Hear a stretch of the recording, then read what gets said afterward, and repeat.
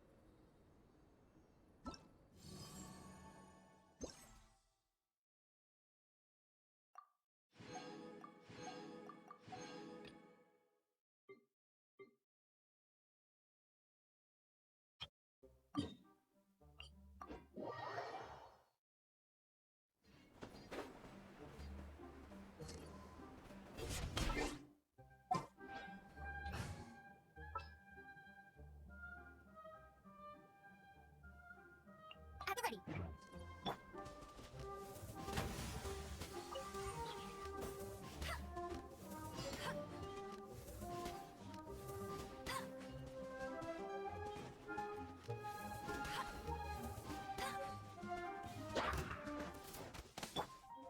Stabilize.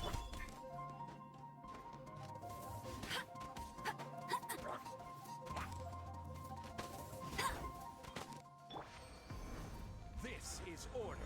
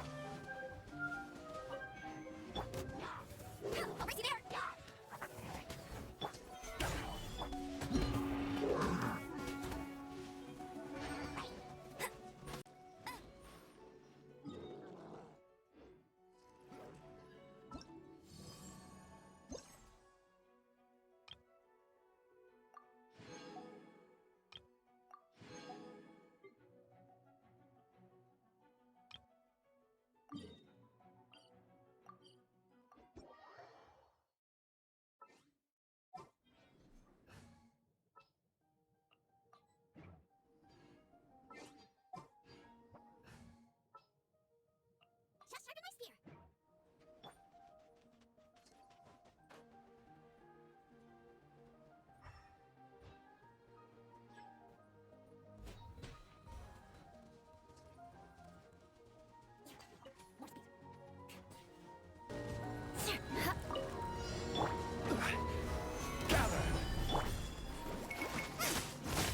Shudder! Illusion shattered! Torn to oblivion!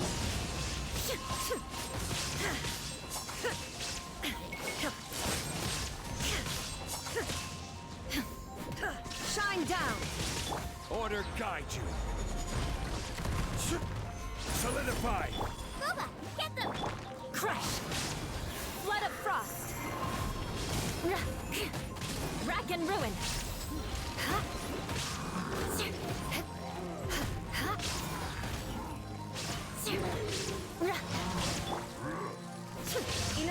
shines eternal! There is no escape! Eat this! This is order. Beg for mercy! Shudder! More speed!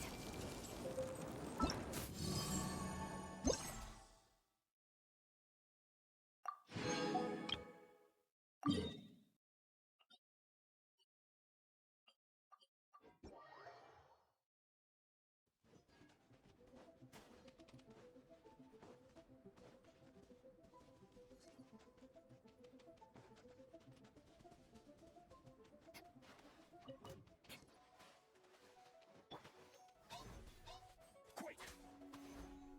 Crumble. Stabilize.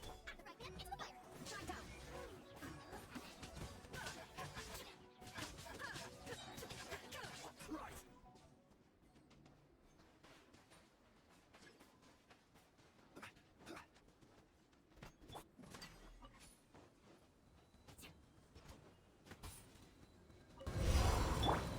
There is no escape! Order guide you. Nice and spicy! Torn to oblivion!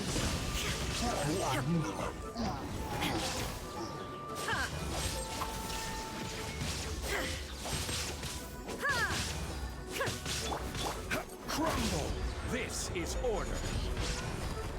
Beg for mercy! Illusion shattered! Stabilize. Vengeance will be mine!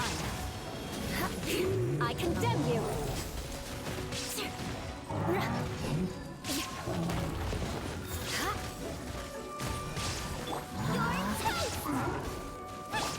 Now you shall perish! Shine down!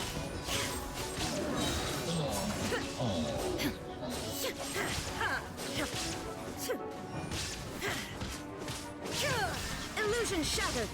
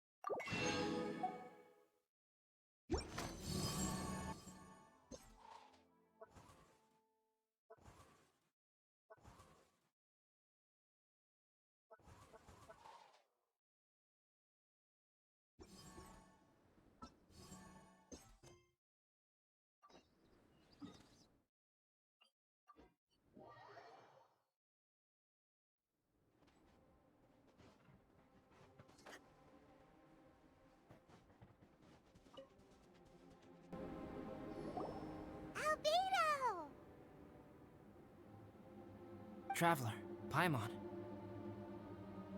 I suppose your story is ready. Yep. How about you? Do you need some more time? No need. I am also ready to tell my story. Paimon calls dibs! Paimon first! Please, go ahead. Okay, here goes. Once upon a time, there was an evil researcher who went into the mountains and did a crazy experiment on whopper flowers to transform their appearance. After a lot of pain and suffering, the whopper flowers finally took on a human form. Then they stood by the side of the mountain to wait for unsuspecting bypassers. To whoever spoke to them, they would ask them questions such as, "Who am I? Who are you?" If the bypasser got the wrong answer, the last sound they'd make would be a yelp before the whopper flower ate them alive in one bite. Ooh, truly frightening. What the? You two aren't scared at all! Don't go nitpicking, okay? If you didn't like the story, go write your own!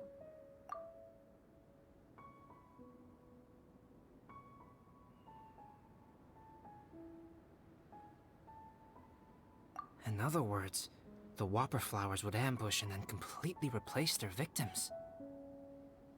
And then what? Go back to where the person lives? Enter their home? Eat their whole family?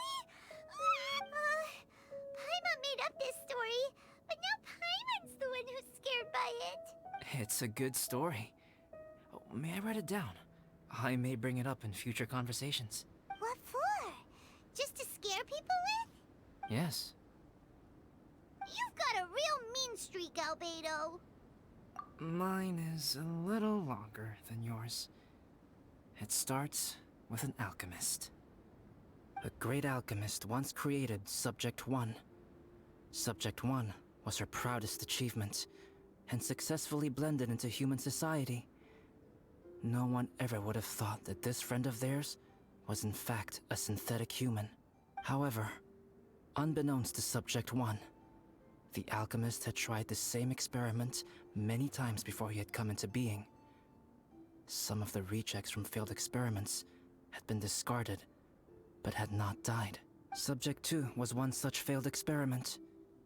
He was swallowed by a great dragon that came to rest upon a snow-swept mountain. Many years later, he was resurrected by the dragon's mysterious power. He saw all kinds of people on the mountain, including Subject 1, who had somehow miraculously blended in among them. Never in Subject 2's wildest imagination had he thought it possible for experimental life forms such as they to deceive everyone so successfully. He saw the way humans accepted Subject 1 as a friend, witnessed their affection as they addressed him by name. This was what Subject 2 wanted. Now, all that Subject 2 desired was to replace Subject 1 and take the joy of his existence for himself. This is giving Paimon the chills. So scary. Subject 2 began to unfold his plan. He stole Subject 1's books and notes, and studied all that Subject 1 had learned from the alchemist. Subject 2 was highly intelligent, and he learned quickly. He changed his face into an exact replica of Subject 1's face. Then, he found a plant with mimicry capabilities, and transformed it using dragon blood and alchemy. And so, not only did Subject 2 transform his own appearance to perfectly match that of Subject 1, he also created a third entity, Subject 3. What? There's 3 of them now? But Subject 2 wanted to become a perfected human. So, he erased a mark on both his and Subject 3's necks. For these marks were symbols of imperfection. In my view, it was probably a subconscious act, an instinct. He so desperately craved to become a perfect human being that he forgot something. Human beings are defined by their flaws. Subject 2's plan was meticulously crafted. Subject 3 would draw Subject 1's attention. After Subject 1 disposed of Subject 3, he would assume the threat had now disappeared and would let his guard down. The next moment that Subject 1 was alone, Subject 2 would make his move. He would eliminate Subject 1 and become the only one remaining. He would secretly replace the Subject 1 of everyone's memories and inherit his identity, residence, clothing, sword, name, and friends. People would have no idea that the individual they knew had become somebody else from one day to the next. This is way too scary. Paimon's never gonna be able to trust anyone again. But just before Subject 2 could carry out his plan, a unique stranger entered the mix. Subject 2 tried to make contact with this person, but found that they could somehow sense he was different from Subject 1. What's wrong? Are you scared? What happened then? What happened to the stranger? He became a new stage in Subject 2's plan. One more person that Subject 2 had to dispose of. It's as if there were 3 identical roses in a garden. Only one of the 3 was a fine specimen, while the other 2 were defective specimens that bore poisonous thorns. In all the world, Only the gardener who tended to them could tell which was the good specimen. People do not like poisonous plants. Only a perfect rose can fetch a high price. If the inferior specimens wanted to conceal the fact of their worthlessness, they would have to take the gardener out of the picture, using their poisonous thorns. This is exactly what Subject 2 was thinking. So, he hid in the shadows and waited patiently. Maybe soon, he would get his chance to become truly human.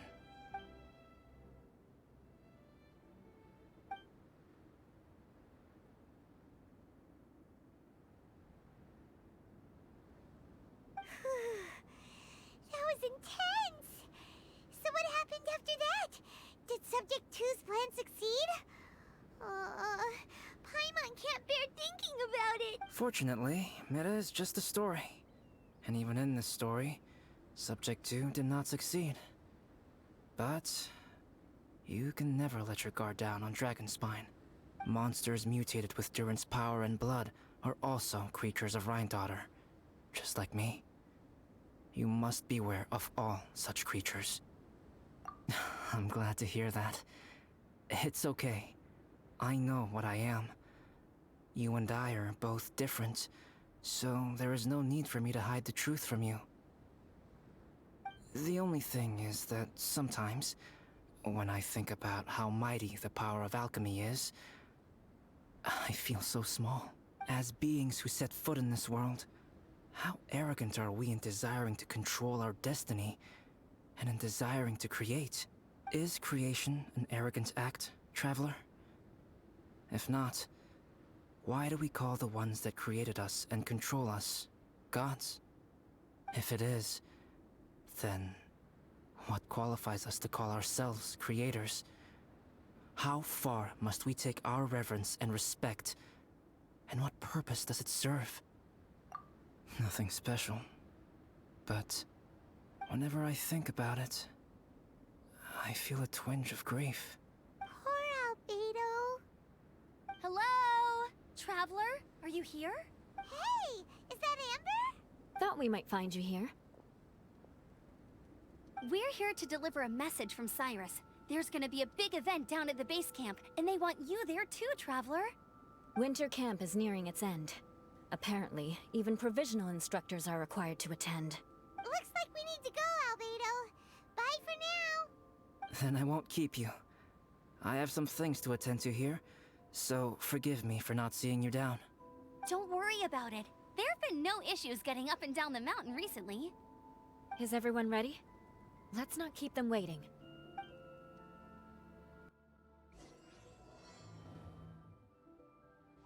Go ahead. You're one of their instructors, no?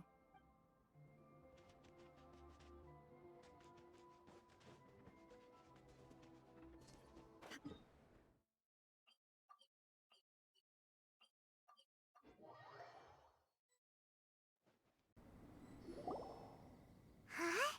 Who is this guy? Allow me to introduce Yozerf. He's Joel's father. Dad, this is that traveler I was telling you about. The traveler's helped me out loads in the past, and this time we even built a snowman together. Joel has told me everything about you. I can't thank you enough. Wow, this is amazing! Wait a second. Why is Cyrus discreetly wiping tears away? And what is Pallid doing here? Pallid is the hero of the hour this time. Go on, Pallid. Tell us what happened in your own words. Okay. The weather was fine on that fateful day, and I had a feeling that Lady Luck was smiling down on me. So I trusted my gut and set off to explore somewhere new, somewhere dangerous. Because where there is great danger, there is also great treasure. Why does this sound so hard to believe? But I had only been away from the group for a short while when I fell down a slope and just started rolling. Uh-oh. Did my bad luck rub off on him when we ran into each other on the mountain? The place I fell to was somewhere I didn't recognize, and I'd sustained a few injuries. I remember thinking to myself, this is the worst luck I've ever had in my whole life. Then I met Yoserv. He'd heard the sound of me falling and came out to see what was going on. Huh? Wow! So it was completely by chance then! I thought he must have been someone from the Adventurers Guild here for the event, but after a few words of conversation, it was clear that he was having memory problems. He didn't even know his own name. The temperature was freezing, and there was no time to deal with all that there and then, so I convinced him to come back to the camp with me and figure everything else out after we got there. We got back to the camp, ran into Joel, and the moment he saw him, he froze for a second with this completely stunned expression on his face, and then he started crying out, "Dad! Dad!" That's when Yoserv suddenly started to remember. My memory has still not fully recovered, but Joel and his mother, they are the only ones that I will not, no, that I cannot forget. Daddy. Daddy's right here, Joel. Daddy's right here. Yoserf, don't you remember anything else at all? The poor princess?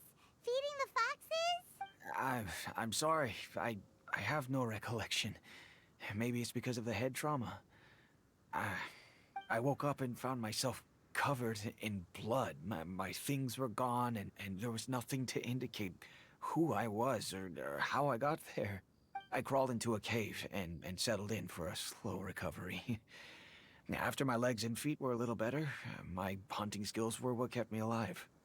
Dad, I was so worried about you. I'm all right now, Joel. Oh, don't cry. Daddy's not going anywhere. I'm here to stay. Oh, this is good. This is good. You know what, though? I definitely think my luck got worse after running into Benin on that mountain. I knew it. No. I just meant if it weren't for you, there's no way I ever would have run into Yoserv on a mountain this huge. Besides, we got back safely, didn't we? So don't blame yourself. Maybe sometimes miracles can only happen when you get just unlucky enough. Pallet. When did you become such a smooth talker, huh? Huh? Am I? I was just telling the truth. Oh, yeah. I want to say thank you to the Traveler, Uncle Cyrus, Auntie Eula, and Auntie Amber. Thanks, everyone. You all helped look after me, and I will always remember it. But I guess I can't take the snowman with me, or it'll melt once it leaves Dragonspine.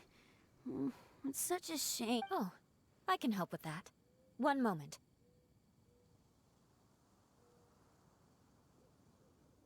Huh?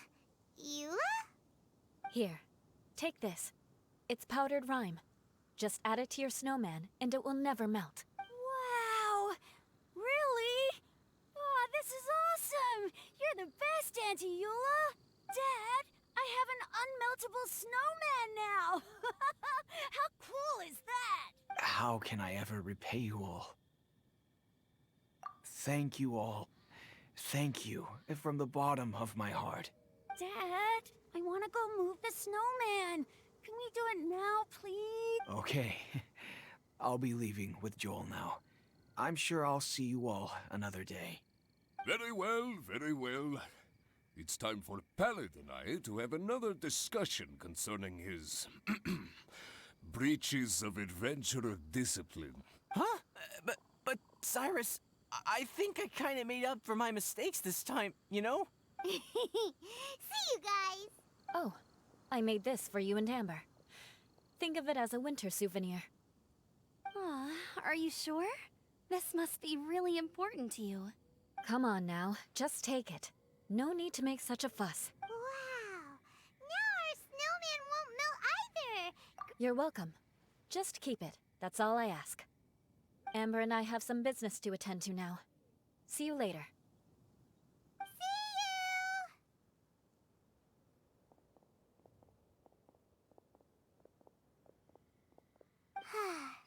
Everyone's gone. Seems like they've all got their own stuff to do now. Oh! You know what? We've been on Dragonspine all this time, and somehow Paimon still forgot to ask Albedo about how to make a fruit juicifier machine that could keep the juice fresh. Maybe we should try Timaeus again. He does seem pretty eager to please after all.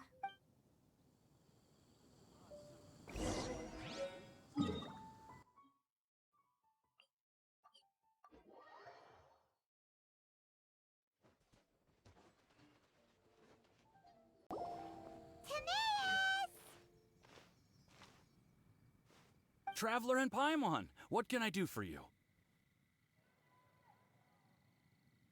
Wait a minute. You've got that mischievous look on your face. Oh, you're not still thinking about that ridiculous juicer thing, are you? Timaeus, will you help us? Well, if the Traveler isn't really interested, then, yeah, maybe I'll give this one a pass. It's just the weirdest request ever. No, but Paimon's Sunsetias are gonna go to waste without it! And the time it would take me to research something like that, I could probably pick those Sunsetias again 10 times over. New research project, Timaeus? We meet again. Oh, Albedo, thank goodness. So the situation is, Paimon wants a machine that can turn fruit into juice and keep the juice fresh. I mean, surely it's...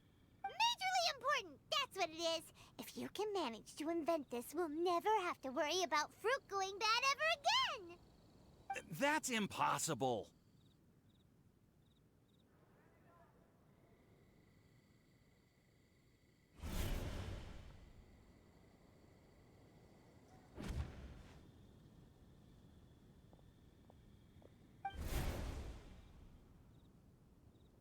Turning fruit into juice is not hard, but keeping it fresh is more difficult. But if you simply want to keep the fruit from rotting, right, Traveler?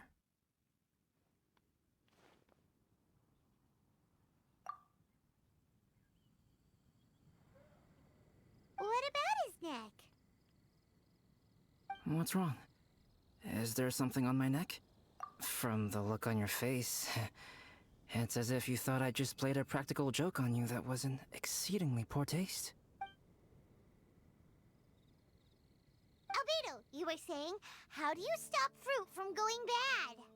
Well, one way would be to bury your fruit on Dragonspine, where the snow never melts all year round. But then Paimon won't be able to eat them! You could always live on Dragonspine. No, too cold for Paimon. Or you can give the fruit to me, and I would take it to Dragonspine for you. But since you don't like the cold, you'd have to send someone else to pick them up when you want them. This is where you come in, Traveler. Suddenly sounds a lot more feasible with other people doing all the work. Fruit buried on Dragonspine will stay fresh for much longer. However, it is also possible that the fruit will sprout and grow into fruit trees. Who knows? Maybe the next time you visit, it will have grown into an orchard. You can water the trees, add fertilizer, and when they finally bear fruit, you will have some fresh Sunsetias. No way! Then Paimon will have to be a gardener! That's not the goal here. Oh? Well, I don't think being a gardener is so bad.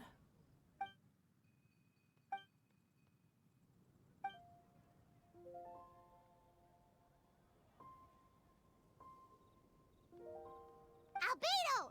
Stop trying to get your hands on Paimon's super sweet Sunsetias! It bothers you, does it? Of course it bothers Paimon! They are the rarest, super-duper sweetest Sunsetias ever! And they're not for you! Okay, but they're just Sunsetias. I think you're only so attached to them because you don't have much fruit of this quality in your possession. When someone's pockets are full and their spirit is fulfilled, they don't easily fall prey to this kind of yearning. Real?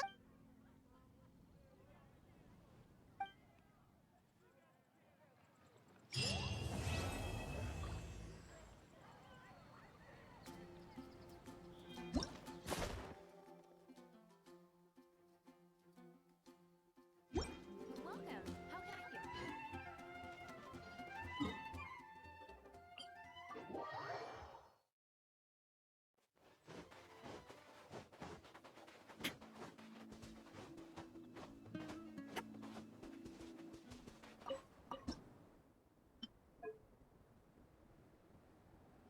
The Winter Shogun approaches.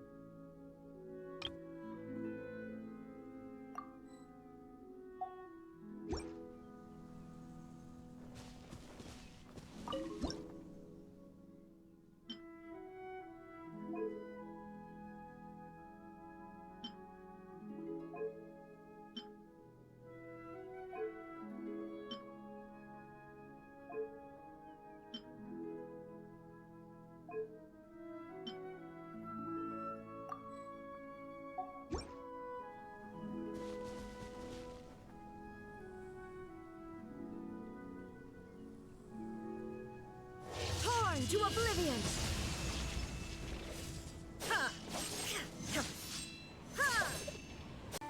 Sakura Swirl! As one with wind and cloud! Fallen leaves, adorn my night! Freeze to the core! Vengeance will be mine! Flickering candlelight.